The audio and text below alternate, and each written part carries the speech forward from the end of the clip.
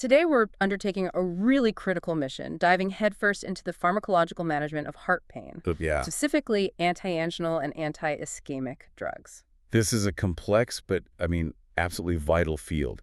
We're talking about the agents used to manage myocardial ischemia. And ischemia is just that imbalance, right? Exactly. It's an imbalance between oxygen supply and oxygen demand in the heart muscle. Honestly, understanding this topic is the foundation of modern acute and chronic cardiovascular care. Our source material is pretty comprehensive. It's detailing everything from the mechanism of action to specific uses and even the potentially fatal risks associated with some of these drug classes. It has to be. So our goal for the next, say, 30 to 40 minutes is to give you a foundational understanding of why we choose one drug over another when a patient is facing chest pain or angina pectoris. And that fundamental principle is the real key takeaway.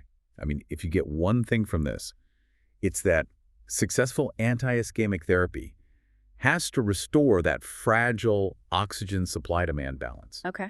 The pharmacological challenge is whether we prioritize boosting the supply, improving blood flow, or more often and more reliably, if we just significantly reduce the demand placed on that struggling heart. Okay, so let's unpack this. We're going to categorize and analyze the three sort of traditional pillars of treatment. Nitrates, beta blockers, calcium channel blockers. Right. And then we'll pivot to some of the newer, maybe less traditional therapeutic approaches. Our focus always is going to be on the specific molecular mechanisms that really determine their clinical utility. Let's do it. Before we can even begin to talk about the tools, we need absolute clarity on the problem itself. What exactly is angina pectoris beyond just, chest pain? Right.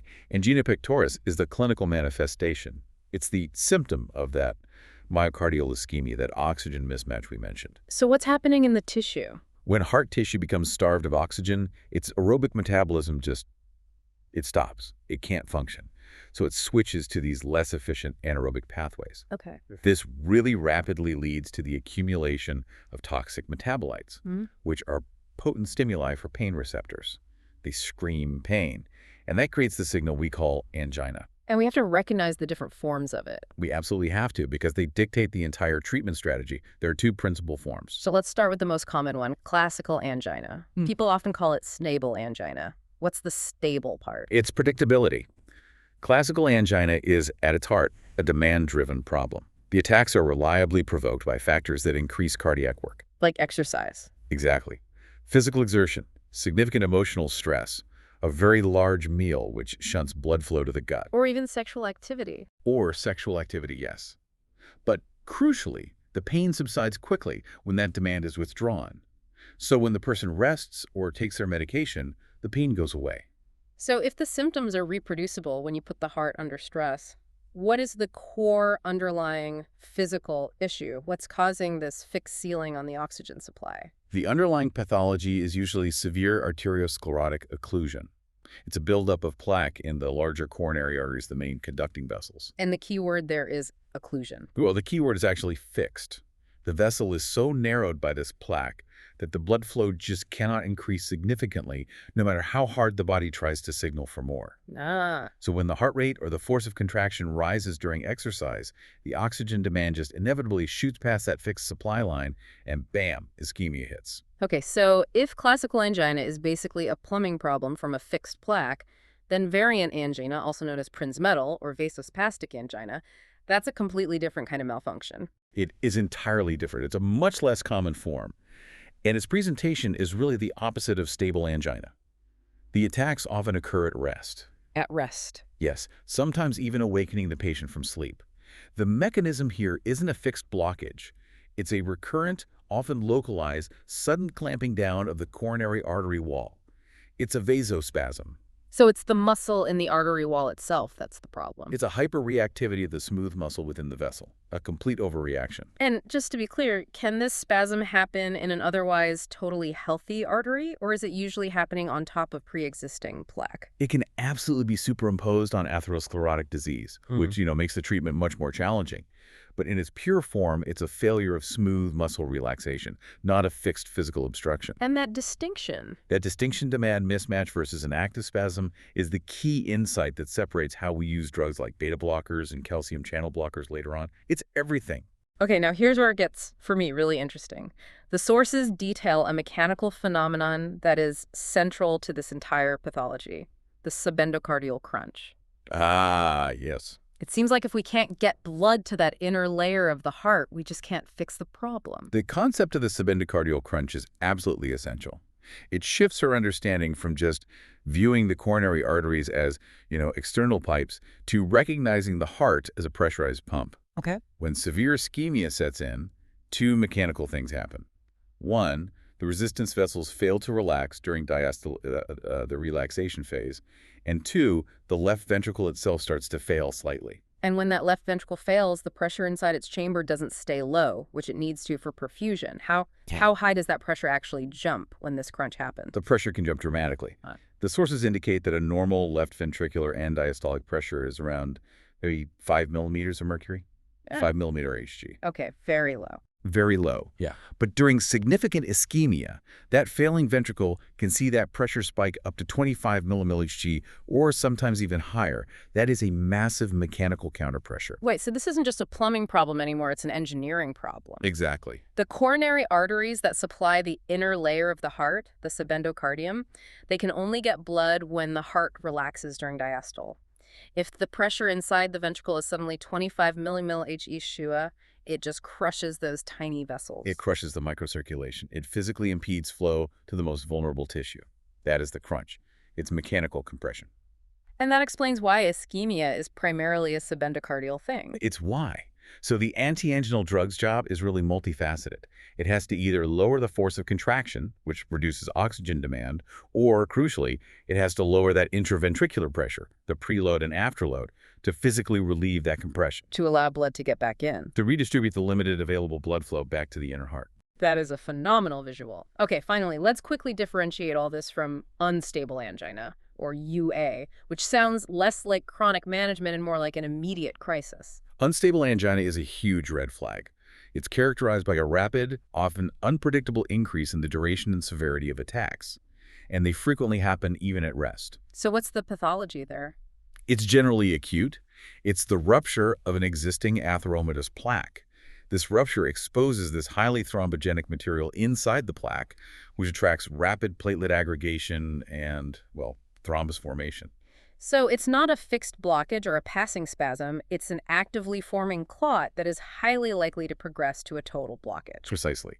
This means the patient is at an extremely high immediate risk of a full myocardial infarction, or MI. Right. Unstable angina falls under the umbrella of acute coronary syndromes, ACS, and requires intervention that is far more aggressive than what we'll discuss for stable angina. We've established the central mechanical problem is high pressure and restricted flow. So let's introduce the first pillar of treatment, the quintessential rescue medication, the nitrates, with glyceryl trinitrate, or GTN, as the prototype. Let's start with the MOA. How does this simple molecule become such a powerhouse of smooth muscle relaxation? Well, organic nitrates are essentially just chemical delivery systems for nitric oxide, NO. They have to be metabolized inside the body to release that NO radical. Okay, so they're prodrugs. They're prodrugs. Yeah. And this reduction is catalyzed by an enzyme, specifically mitochondrial aldehyde dehydrogenase, or MALDH. Wow. And this enzyme is particularly active in venous smooth muscle cells. So the prodrugs need MALDH as the internal trigger to convert them into the therapeutic agent, NO. And what chain reaction does that NO then set off? NO is notoriously volatile. It acts instantly. Once it's released, it diffuses into the smooth muscle cell and activates an enzyme called soluble guanylyl cyclase. Right. This enzyme then converts GTP into cyclic GMP, or CGMP. High CGMP levels are the signal for relaxation. They lead to the dephosphorylation of myosin light chain kinase. And when that kinase is deactivated, The smooth muscle fiber relaxes, and that causes vasodilation. that's the molecular cascade. But let's focus on the effect. Why are these so powerful, and why are they still considered the gold standard for acute relief? What are the key pharmacological effects? The primary effect is the one that directly addresses that subendocardial crunch we talked about. It's preload reduction. Preload reduction. Critically, nitrates dilate veins much, much more effectively than they dilate arteries. This massive venodilation causes a peripheral pooling of blood.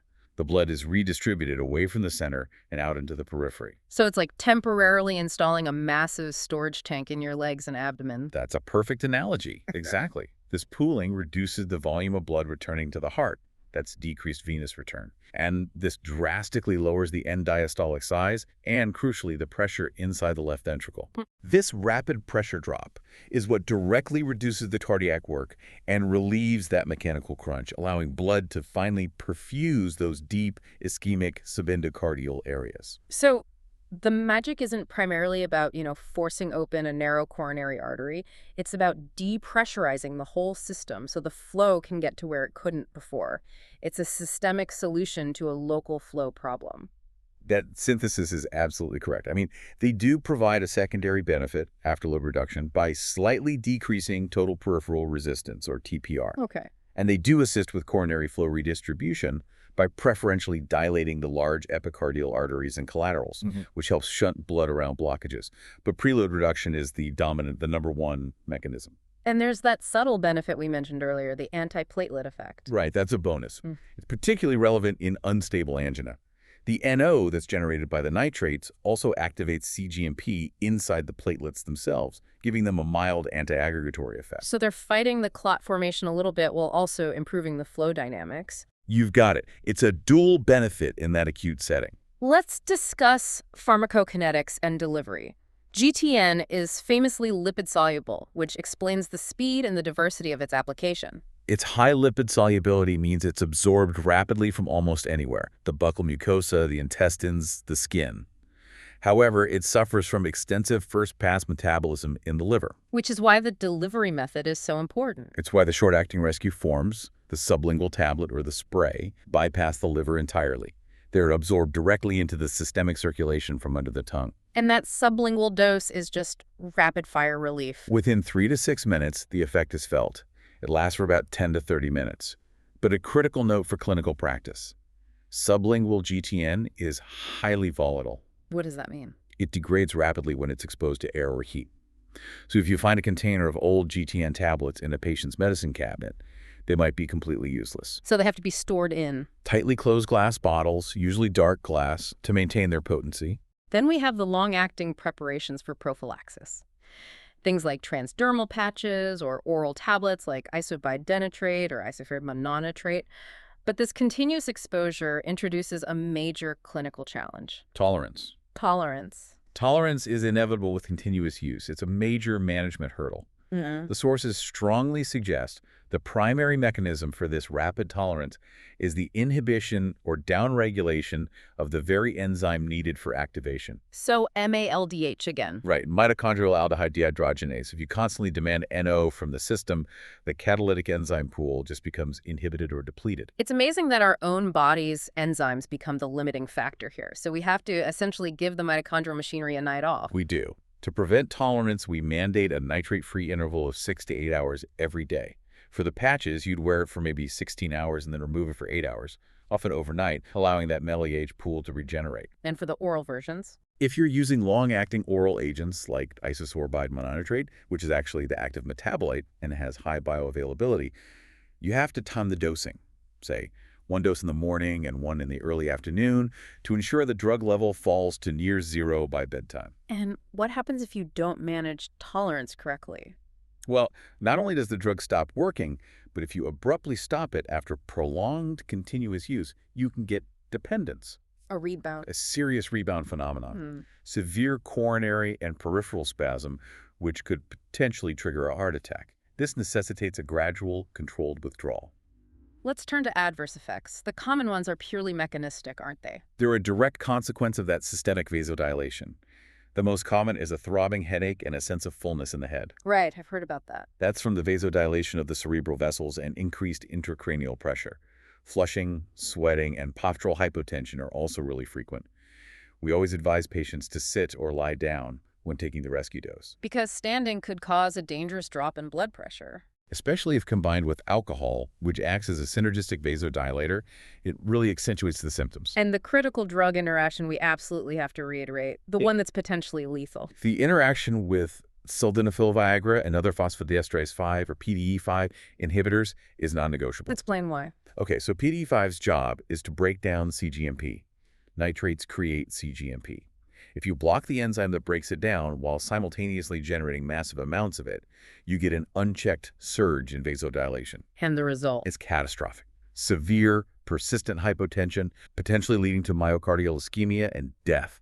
It is an absolute contraindication. Finally, we briefly mentioned this fascinating use of nitrates outside of angina, specifically in cyanide poisoning. That requires a deeper explanation. This is one of pharmacology's most, I think, surprising applications. Cyanide is so deadly because it rapidly binds to our cellular machinery, specifically cytochrome oxidase, and that just halts mitochondrial respiration. Okay. So nitrates, like amyl nitrite, are administered to intentionally induce methemoglobinemia. You're trying to induce a blood disorder to treat a poison. Why? Because methemoglobin is a form of hemoglobin that can't bind oxygen, but, and this is the critical part, it has an extremely high affinity for cyanide radicals. We intentionally create a small pool of methemoglobin, which acts like a chemical magnet in the blood. And it pulls the cyanide away from the vital cellular machinery. Exactly. It pulls it right off the cytochrome oxidase. So the methemoglobin rescues the mitochondria by binding the poison, but that leaves you with this new complex, cyan-methemoglobin. What's the next step? Right. So once the immediate cellular threat is neutralized, we administer sodium thiosulfate. This agent acts as a sulfur donor, and it converts that relatively stable cyan-methemoglobin complex into thiocyanate, which is a non-toxic compound that can be readily excreted by the kidneys. It's a really powerful two-step chemical intervention that highlights just how diverse the roles of these simple molecules can be. If nitrates are the systemic depressurizers, the sort of supply-side helpers, then beta blockers are the brakes. They are the masters of demand reduction. They are. Beta blockers are highly effective anti-anginal drugs, and their benefit is due almost entirely to their ability to decrease the heart's oxygen consumption. How do they do that? They achieve this by antagonizing the effects of epinephrine and norepinephrine on the heart's beta-1 receptors. So in practical terms, this means they reduce heart rate, they reduce the force of contractility, and they slightly reduce mean arterial blood pressure. And those are the main drivers of myocardial oxygen demand: heart rate and contractility. This is vital not just during exercise, but also at rest. They block the baseline sympathetic stimulation and the surges you get from anxiety or even minor exertion. So they effectively keep the heart's workload low, preventing that demand curve from ever crossing the fixed supply line in classical angina. Exactly. They just lower the ceiling on demand. And this leads to a critical secondary benefit, especially when we look back at that subendocardial crunch, the prolongation of diastole. This is perhaps their most important contribution in stable angina. By reducing the heart rate, say, from 80 beats per minute down to 55, they significantly increase the time the heart spends in diastole. The relaxation and filling phase. Right. And remember, coronary blood flow to that ischemic subendocardial region happens almost entirely during diastole, when the heart is relaxed. So by prolonging that critical window, they promote substantially increased subendocardial perfusion. They directly address the core flow deficit. So nitrates reduce the pressure during diastole, and beta blockers increase the duration of diastole. They're attacking the same mechanical problem from two completely different angles. It's synergistic. Precisely. This synergistic action is why current guidelines confirm beta blockers as first-line drugs for chronic prophylaxis in stable angina. But if they're so good at reducing the heart's demand, can they be used across the board for all types of angina? What about variant angina? This is a major point of caution and clinical differentiation. Beta blockers must be used with extreme caution and are often avoided entirely in vasospastic or variant angina. Why would slowing the heart down be dangerous if the problem is just a spasm? Because beta blockers block the beta-2 receptors, which mediate vasodilation, but they do not block the alpha-1 receptors, which mediate vasoconstriction. Ah, okay. So if you give a beta blocker and successfully block the vasodilatory sympathetic input, you can potentially leave the vasoconstrictive alpha receptor input unopposed. So in a patient who's already prone to vasospasm, you can actually worsen the severity and frequency of the coronary artery clamping. You might inadvertently intensify the very spasm you're trying to treat. That's a crucial clinical insight. The drug's benefit depends entirely on whether the pathology is demand-based, from a fixed occlusion, or spasm-based. Absolutely. And if we connect this to the bigger picture, using beta blockers in combination with nitrates is highly beneficial in classical angina. Why? Because the beta blocker counters the reflex tachycardia and increased cardiac work that often results when nitrates rapidly drop the blood pressure. You achieve vasodilation without the heart panicking and speeding up. And their long-term value post-myocardial infarction really can't be overstated. Post-MI, beta blockers are uniquely valuable. They're one of the few drug classes that provides a proven long-term survival benefit. They significantly reduce the risk of sudden cardiac death and subsequent reinfarction by stabilizing the heart rhythm and minimizing that chronic sympathetic stress on the injured myocardium. Okay, we move now to the third major class, the calcium channel blockers, or CCBs. Calcium is the essential trigger for contraction in both vascular smooth muscle and the heart. So blocking its entry seems like an obvious way to promote relaxation and reduce contractility. Pharmacologically, they inhibit calcium ion entry, primarily through the voltage-sensitive L-type channels, L for long-lasting.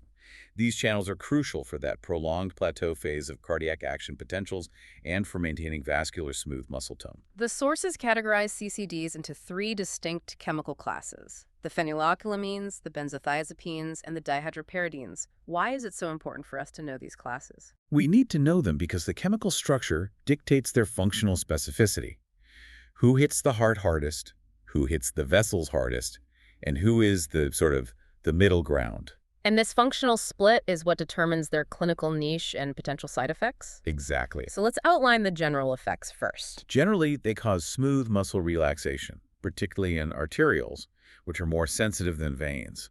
In the heart, they exert negative chronotropic, inotropic, and dromotropic actions. What do you mean? They reduce heart rate, contractility, and they slow conduction through the AV node. Let's compare the big three based on their chemical class and their functional dominance. Let's start with verapamil, the phenylethylamine. Verapamil is the strongest cardiodepressant of the group. It focuses heavily on the heart. It has the strongest negative inotropic effect, so it reduces contractility significantly, and it significantly depresses AV node conduction. Clinically, it's highly useful for controlling heart rate and arrhythmias, as well as treating angina and hypertension. And what's fascinating here is its frequency dependence. Right. Its blocking ability increases significantly at higher heart rates. This makes it a very smart drug for managing tachycardias. The faster the heart beats, the more those calcium channels are being used, and the stronger the verapamil binding becomes. It's like an automatic brake that engages when the heart speeds up. It's a perfect analogy. Next up, nifedipine, the prototype dihydropyridine, or DHP. This one seems to prioritize the periphery. Nifedipine is the strongest peripheral and coronary vasodilator. It causes the greatest reduction in total peripheral resistance and the biggest drop in blood pressure. DHPs as a class are highly vascular selective compared to verapamil and diltiazem. But this immediate, profound drop in blood pressure is what creates nifedipine's primary drawback, especially in acute care. Correct. The body reads that rapid drop in BP as a crisis. So the direct depressant effect nifedipine might have on the heart is often completely overridden by a powerful reflex sympathetic stimulation. The body just floods with adrenaline, Leading to reflex tachycardia. robust reflex tachycardia, and increased contractility as it attempts to normalize the pressure. But if nifedipine causes such a strong reflex tachycardia, wouldn't that just immediately worsen the ischemia we're trying to fix? Is the afterload reduction really worth that increased heart rate? That is the exact tension in DHP use. For chronic, slow-release forms, that reflex is minimized, and the long-term afterload reduction is beneficial. However, the short-acting forms, which cause a massive surge in sympathetic activity, increase myocardial oxygen demand at the worst possible time. Ew. The sources confirm that short-acting nifedipine is associated with increased mortality, especially in post-MI patients. It's now largely abandoned for short-acting angina management. You're basically putting the patient under a sudden, unnecessary stress test. And finally, we have diltiazem, the benzothiazepine. Diltiazem is the intermediate player. It offers moderate vasodilation, but it also effectively depresses the SA and AV node conduction. Its negative inotropic effect is less pronounced than verapamil's, though. So it's often seen as a safer compromise between verapamil's heavy cardiac focus and nifedipine's heavy vascular focus. That's a good way to think about it, yes. So let's pivot back to angina management. When are CCBs indispensable? They are the first-line therapy for variant angina. Because the pathology is spasm, you need a potent vasodilator, and CCBs, especially the DHPs, are highly effective at preventing and reversing coronary spasm. And for classical angina? They're used when beta blockers are contraindicated or when additional vasodilation is needed. Verapamil and diltiazem reduce demand by slowing the heart, while DHPs reduce demand by drastically lowering afterload. But the post-MI caution remains a significant clinical boundary. It does. We need to be crystal clear. DHPs, especially the short-acting ones, are generally contraindicated post-MI due to the risk of increased mortality. And the non-DHPs? Verapamil and diltiazem may be used for specific prophylaxis post-MI, but you have to carefully assess the patient's ventricular function. If the patient has borderline heart failure, any CCB is risky because of their negative inotropic effects. Is there any exception within the CCB class for patients with existing heart failure? Yes, there is one. Amlodipine, a long-acting DHP, is the only calcium channel blocker known to be safe in patients with congestive heart failure. It does not increase mortality. So it's often the DHP of choice in that specific population. It is. When you're treating concomitant hypertension or stable angina in this vulnerable population, amlodipine is your go-to DHP. We've covered the traditional three. Now we get to transition into a more fascinating area, drugs that represent a fundamental shift in paradigm. We're moving away from simple vascular mechanics and towards cellular machinery and metabolism. Let's start with Nicorandil, the potassium channel opener. Nicorandil, which was introduced in the 1990s, is truly a hybrid drug. It has a unique place in the toolkit because it has a dual mechanism of action, making it highly effective for both vasodilation and cellular protection. Walk us through the two prongs of its action. Okay, so the first mechanism is the activation of ATP-sensitive potassium or ATP channels in the vascular smooth muscle. And what does that do? When these channels open, potassium leaves the cell, which leads to hyperpolarization. This hyperpolarization makes it much harder for the cell to fire, causing widespread relaxation and dilation of both venules and arterioles, including the coronary arteries. And the second mechanism links it back to our first drug class. Right. Nicorandil also acts as an NO donor, similar to organic nitrates. It releases nitric oxide to further relax vessels via that cGMP pathway we discussed. This combination ensures potent vasodilation without the same reliance on the MALDH pathway that causes nitrate tolerance. The sources highlight a unique benefit associated with its KTP channel activation, especially in the mitochondria. This is its most novel feature. It provides a cellular protective mechanism known as ischemic preconditioning. What is that? It's a biological phenomenon where a brief, non-damaging exposure to ischemia actually protects the heart from a future, larger ischemic event. It's like giving the heart a tiny, controlled stress test so it knows how to weather the big storm later on. So Nicorandil essentially offers that cellular fire drill chemically. It activates those mitochondrial K-ATP channels, stabilizing the cellular environment against the pending oxygen deprivation. Exactly. This makes it a really appealing drug for patients with high-risk angina. However, its significant vasodilatory action leads to similar side effects as nitrates flushing, palpitation, headache. Uniquely, though, it is associated with painful aphthous ulcers in the mouth and GI tract, which can limit its use. Next, we have a complete pivot to metabolism, trimetazidine, the metabolic modulator. This drug has no effect on blood pressure or heart rate, yet it is anti-ischemic. That sounds counterintuitive. This is a surgical strike on the cell's energy production. Trimetazidine works by inhibiting a critical enzyme in fatty acid oxidation, mitochondrial long-chain 3-keto-acyl-CoA thiolase, or LC3KK.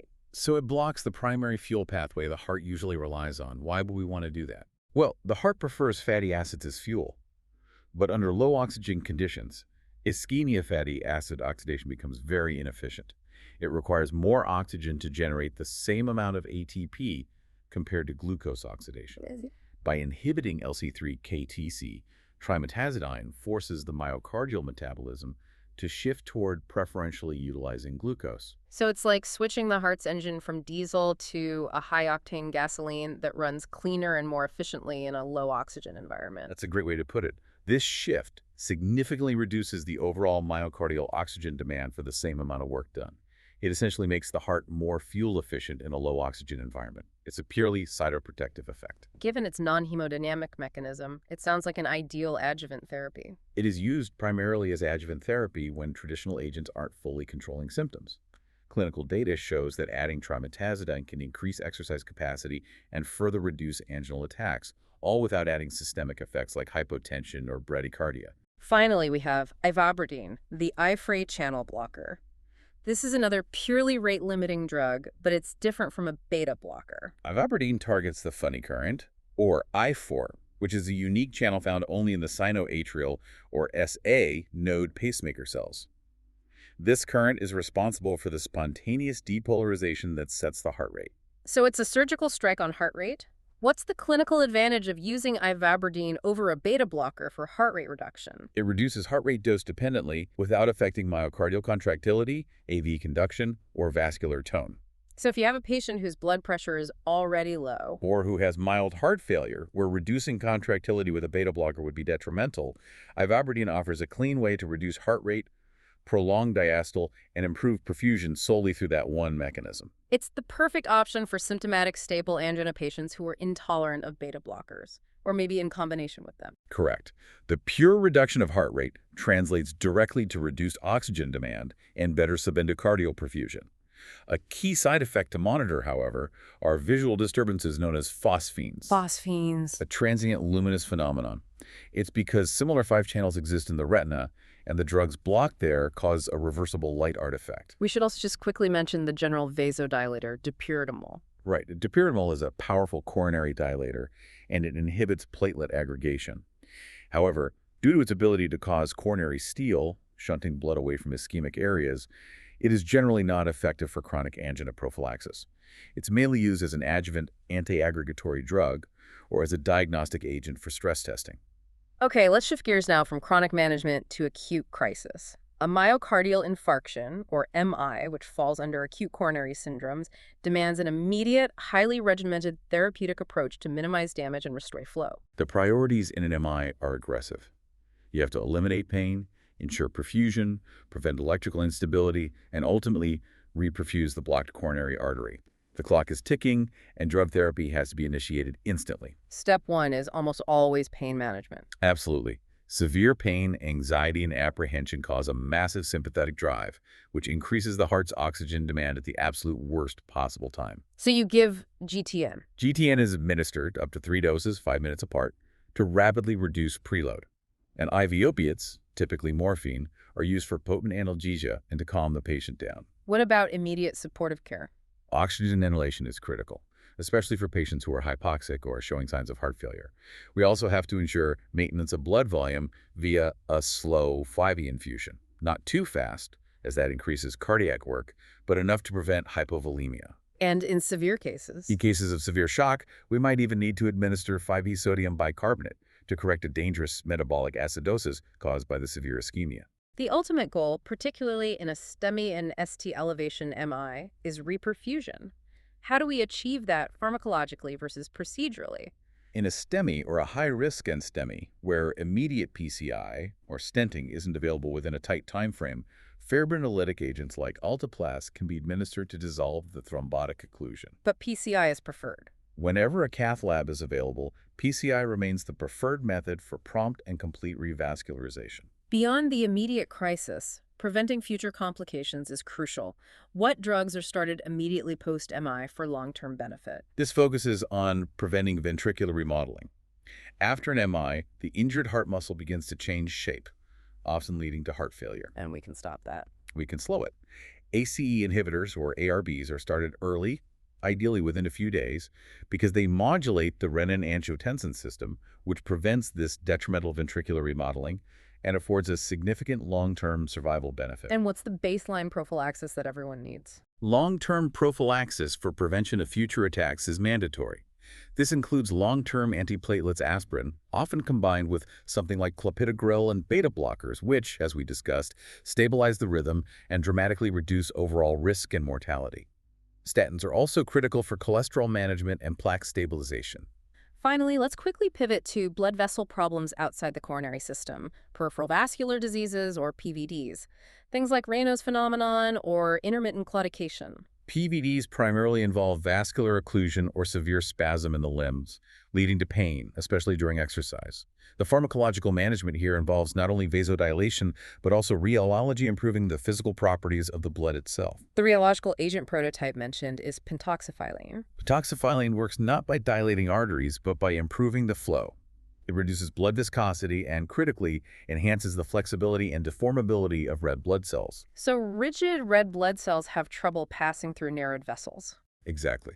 By making them more flexible, pentoxifylline allows better passage, increasing blood flow to ischemic muscles in the legs, which is the cause of intermittent claudication. And then we have silicizole, a more direct vasodilator used specifically for claudication. Cilostazol is a strong selective phosphodiesterase 3, or PDE3, inhibitor. Inhibiting PDE3 leads to increased intracellular CAMP levels. Which gives it a dual action. Right. It provides strong vasodilation from smooth muscle relaxation and a potent antiplatelet effect. It's clinically proven to increase walking distance in patients with intermittent claudication. But similar to some of the CCBs, this drug carries a significant cardiac risk. It does. Because it increases CAMP levels, cilostazol can have a positive inotropic and chronotropic effect on the heart. For this reason, it is explicitly contraindicated in patients with any degree of heart failure. Why is that? Large studies showed no mortality benefit and, in fact, suggested increased cardiac mortality in that group. Its use is strictly reserved for claudication patients who do not have coexisting heart failure. And the standard anticoagulant regimen is still part of the PVD toolkit. Oh, yes. Managing thrombosis risk is always central to PVD. Antiplatelets like aspirin or clopidogrel, and sometimes anticoagulants, are used to reduce the risk of clot formation and embolism in that compromised peripheral vasculature. That concludes our exhaustive analysis of antianginal therapy. It was a lot to get through. It was. So to summarize the core journey, we moved from understanding the mechanical problem, that subendocardial crunch caused by elevated left ventricular pressure during ischemia, to the highly differentiated molecular solutions. We've seen the rapid systemic decompression provided by the nitrates, relying on NO release and that profound venodilation to reduce pressure and preload. And we contrasted that with the ORO demand control of beta blockers, which reduce the heart's work and extend that critical diastolic perfusion window. And we learned that the calcium channel blockers are the critical first line when spasm is the culprit, demonstrating versatility but also carrying specific risks, particularly that sympathetic surge associated with short-acting DHPs. The most crucial clinical takeaway, then, is that the choice of therapy hinges entirely on matching the drug's mechanism to the underlying pathology. Absolutely. Variant angioedema requires a potent vasodilator, period. Classical angina relies heavily on reducing demand, primarily via beta blockers. Understanding these mechanisms allows you to critically evaluate drug combinations. For example, knowing that a beta blocker is needed to mitigate the reflex tachycardia caused by a nitrate, or why you must pull the beta blocker if vasospasm is suspected. So what does this all mean for you, the listener? Your takeaway is that pharmacotherapy is not just about reducing a symptom, it's about correcting physics and chemistry at the cellular level. When a patient rests and the pain subsides, it's because a drug has precisely manipulated pressure, time, or energy consumption inside the hardest working muscle in the body. And that brings us back to those newer agents.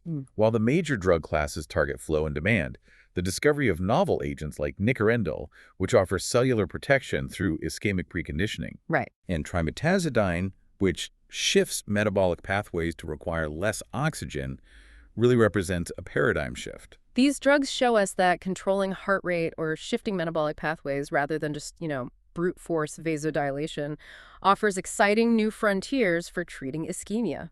So what other non-traditional targets, perhaps involving long-term gene expression regulation or even manipulation of cellular debris, might lead to the next breakthrough in cardiovascular care? That's something for you to consider until our next deep dive. Until then, stay curious and keep learning. And stay informed.